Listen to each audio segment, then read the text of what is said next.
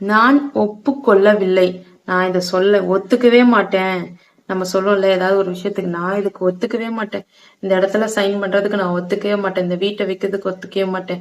இந்த வேலையை பண்றதுக்கு நான் ஒத்துக்கவே மாட்டேன்னு சொல்லுவோம்ல, அது மாதிரி நான் ஒப்புக்கொள்ளவில்லை அப்படின்றதுக்கு இங்கிலீஷ்ல எப்படி சொல்லலாம்னு பாத்தீங்கன்னா, நான் ஐ. ஒப்புக்கொள்ளவில்லை செய்யல அப்படின்றதுக்கு டோன்ட். ஒப்புக்கொள்றதுக்கு அக்ரி. அப்போ நான் அதாவது ஒப்புக்கொண்டேன் அப்படின்னு சொல்றதுக்கு ஐ அக்ரி. அதே ஒப்புக்கொள்ளவில்லை அப்படின்றதுக்கு ஐ டோன்ட் அக்ரி. சோ இப்ப நான் ஒத்துக்கிட்டேன் அப்படின்றதுக்கு நம்ம ஐ அக்ரி அப்படின்னு சொல்லலாம். இதே நான் இந்த விஷயத்துக்கு நான் ஒத்துக்க மாட்டேன் அப்படின்றதுக்கு ஐ டோன்ட் அக்ரி அப்படின்னு சொல்லணும். ஓகேங்களா? மூடியே மூடு.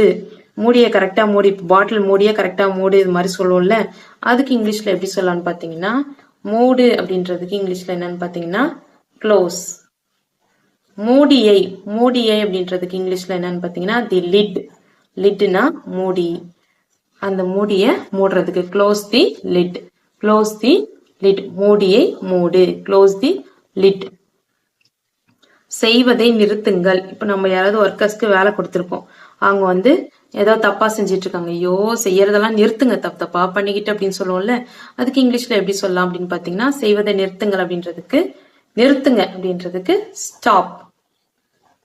செய்வதை அப்படின்னா டூயிங், செய்து கொண்டிருக்கிறாங்க. அப்போ doing it.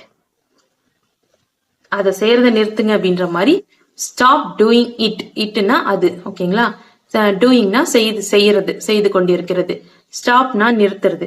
Stop doing it, செய்வதை நிறுத்துங்கள். ஓகேங்களா?